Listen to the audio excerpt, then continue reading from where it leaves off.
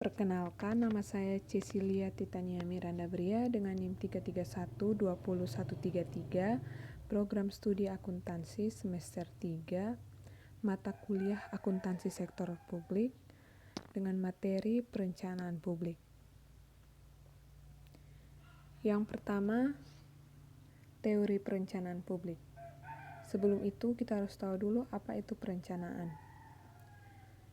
Jadi perencanaan atau planning adalah proses yang dimulai dari penetapan tujuan organisasi, yaitu menentukan strategi untuk pencapaian tujuan tersebut secara menyeluruh, serta merumuskan sistem perencanaan yang menyeluruh untuk mengintegrasikan dan mengkoordinasi seluruh pekerjaan organisasi hingga tercapainya tujuan organisasi.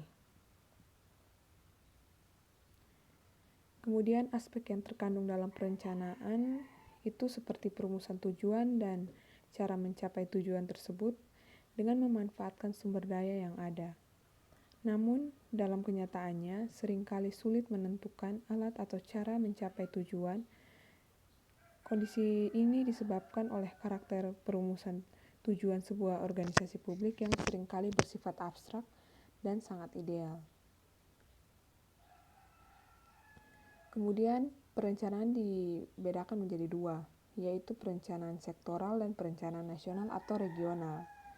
Kemudian berdasarkan dimensi pendekatan dan koordinasi, perencanaan pembangunan terdiri dari perencanaan makro, perencanaan sektoral, perencanaan regional, dan perencanaan mikro.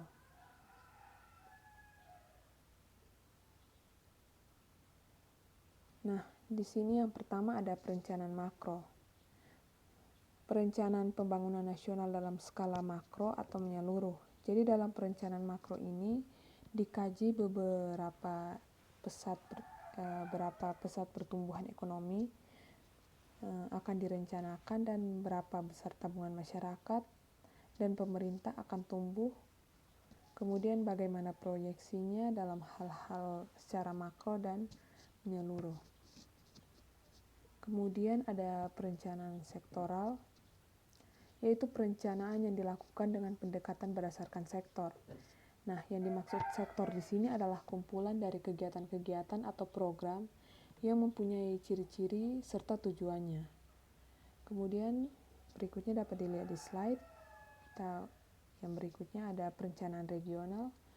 Perencanaan regional ini yaitu upaya intervensi terhadap kekuatan-kekuatan pasar yang dalam konteks pengembangan wilayah memiliki 3 tujuan pokok, yakni meminimalkan konflik kepentingan antar sektor, meningkatkan kemajuan sektoral, dan membawa kemajuan bagi masyarakat secara menyeluruh. Kemudian ada perencanaan mikro. Perencanaan mikro di sini diartikan sebagai perencanaan pada tingkat institusional dan merupakan penjabaran dari perencanaan tingkat khusus dari lembaga mendapatkan perhatian, namun tidak boleh bertentangan dengan apa yang telah ditetapkan dalam perencanaan. Kemudian di sini ada fungsi perencanaan. Fungsi perencanaan sendiri yaitu sebagai suatu proses pengambilan keputusan sehubungan dengan hasil yang diinginkan dengan penggunaan sumber daya dan pembentukan suatu sistem komunikasi yang memungkinkan pelaporan dan pengendalian hasil akhir serta perbandingan hasil tersebut dengan rencana yang dibuat. Fungsi perencanaan yang berguna dalam pelaksanaannya salah satunya adalah terciptanya efisiensi dan efektivitas pelaksanaan. Kegiatan perusahaan untuk melakukan koreksi atau atas penyimpangan sedini mungkin, mengidentifikasi hambatan-hambatan yang dalam prosesnya dapat menghindari pencapaian tujuan secara tidak terarah dan terkontrol. Kemudian ini adalah contoh dari perencanaan. Kemudian yang berikut ada sistem perencanaan publik. Sistem perencanaan publik di sini ada dua jenis. Yang pertama ada rencana strategi untuk yang disusun untuk mencapai tujuan umum organisasi, yaitu pelaksanaan misi organisasi. Dan yang kedua ada perencanaan operasional yang merupakan rincian tentang bagaimana rencana strategi itu dilaksanakan. Sistem dari perencanaan publik sendiri itu mencakup 5 pendekatan. Yang pertama ada politik, yang kedua ada teknokratik, yang ketiga ada partisipatif, yang keempat ada atas bawah atau top down, yang berikut ada bawah atas atau bottom up. Kemudian ada perencanaan pembangunan. Perencanaan pembangunan terdiri dari 4 tahap, yakni penyusunan rencana, penetapan rencana, pengendalian pelaksana rencana, dan yang berikut ada evaluasi pelaksanaan. Nah, perencanaan pembangunan dapat diartikan sebagai suatu proses perumusan alternatif atau keputusan yang didasarkan pada data-data dan fakta-fakta yang akan digunakan sebagai bahan untuk melaksanakan suatu rangkaian kegiatan atau aktivitas kemasyarakatan, baik yang bersifat fisik atau material maupun non-fisik atau mental dan spiritual dalam rangka mencapai tujuan yang lebih baik. Kemudian ada siklus perencanaan publik.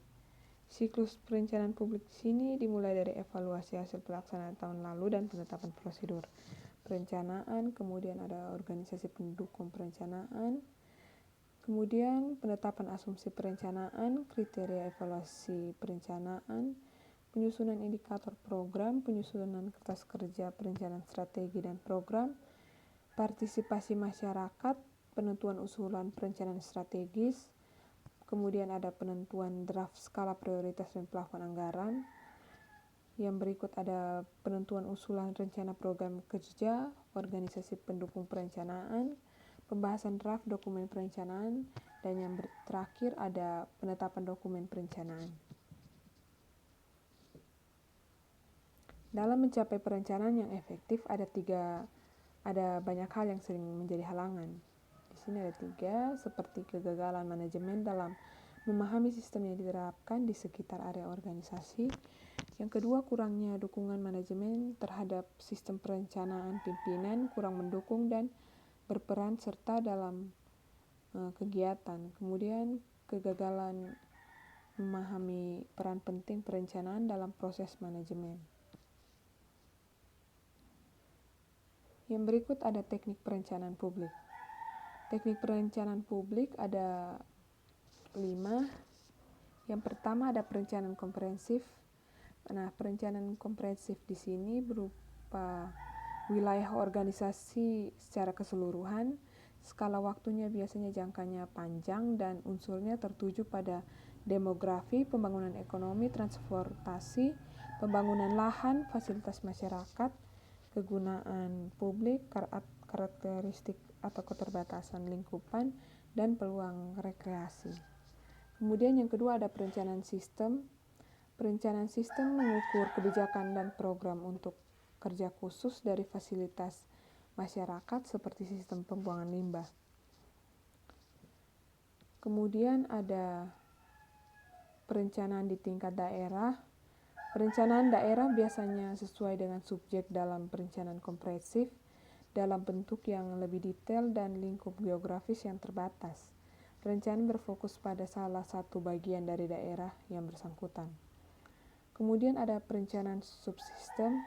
Perencanaan subsistem adalah perencanaan yang secara teknis lebih detail untuk subsistem dari fasilitas komunitas yang secara luas. Yang terakhir ada perencanaan tempat. Perencanaan untuk menentukan tempat atau komponen khusus dari fasilitas komunitas secara luas, secara perawatan tumbuhan atau perpustakaan.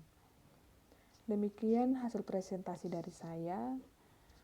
Mohon maaf apabila ada kesalahan. Sekian dan terima kasih.